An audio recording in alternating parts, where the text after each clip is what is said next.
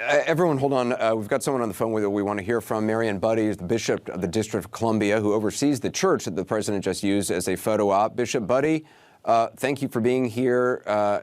What are your thoughts as you saw what happened, and as you look at these images now of so many Americans crying out in the streets for law and order that is applied equally to all of us, regardless of color, regardless of economic status? I want to thank you for letting me be on this, be part of this conversation. Let me be clear. The president just used a Bible, the most sacred text of the Judeo-Christian tradition, and one of the churches of my diocese, without permission, as a backdrop for a message antithetical to the teachings of Jesus and everything that our churches stand for. And to do so, as you just said, he sanctioned the use of tear gas by police officers in riot gear to clear the churchyard. I am outraged.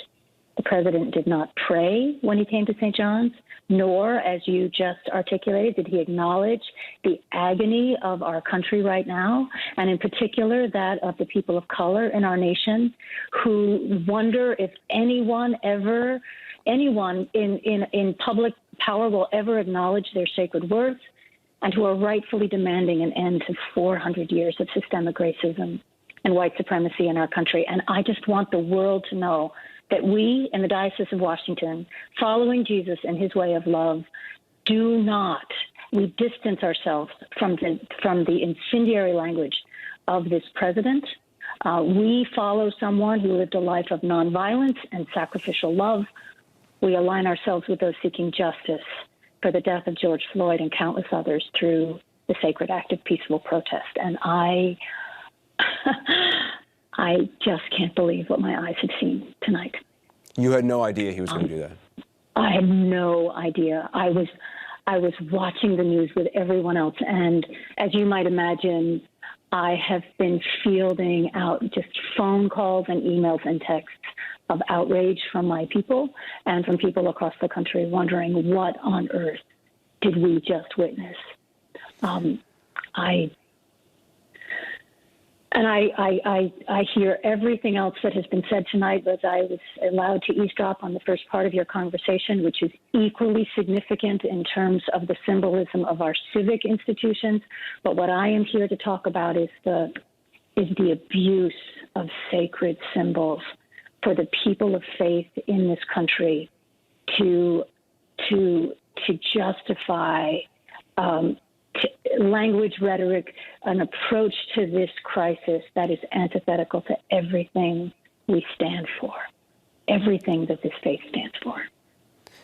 You know, there were so many religious leaders, people from the faith community who took part in civil rights demonstrations, who were integral to the success of civil rights demonstrations. You know, year after year, there were faith leaders who, not just Dr. King, but members of different faith communities who were killed in Mississippi and elsewhere. Yes.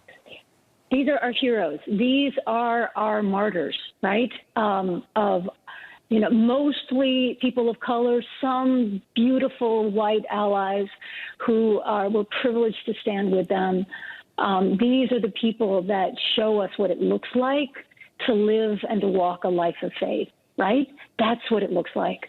And that's the legacy. That's our hope.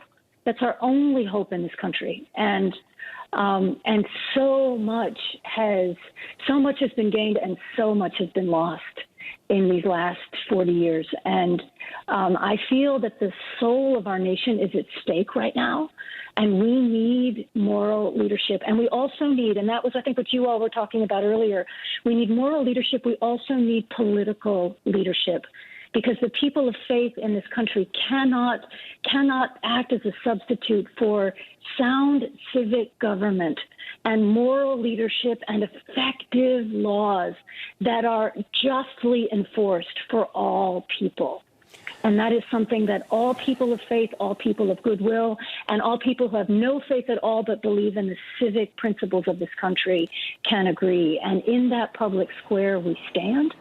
And we must prevail as a people, because what we're witnessing now is the shredding of our national fabric.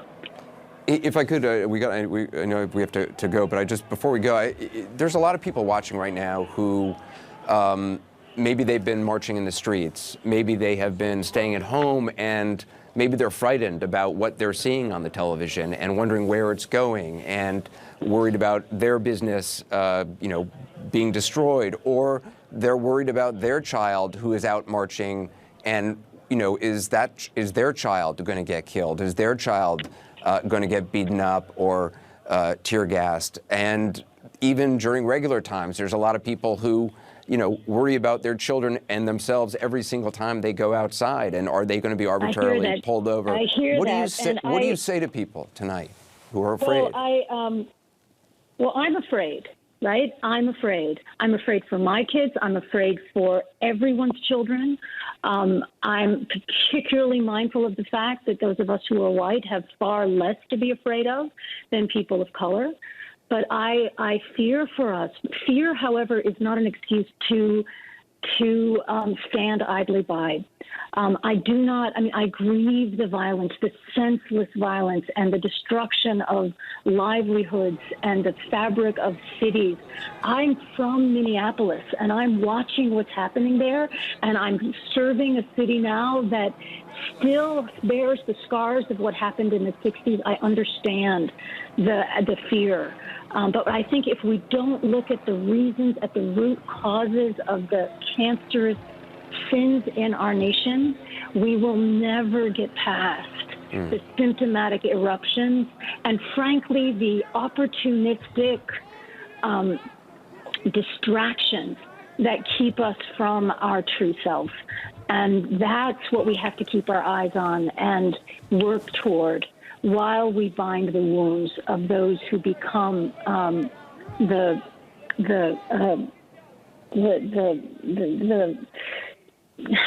what's the word, the collateral damage of a nation that will not face its sin, repent, and heal. Correct me if I'm wrong, you worked in Minneapolis, was it 18 years? 18 years. My family, I have family, I have friends, my son, my grandson are... So as somebody who knows that city, sorry to interrupt, but as somebody who knows that city, and I think it's such an important point to make, and you were alluding to this earlier, which is, we're looking right now at military on the street. We're looking at large numbers of people protesting in Los Angeles peacefully at this hour, thank goodness. And we focus in these days a lot on the demonstrations because that is what is happening in the streets right now and what our political leaders are talking about, for better or for worse.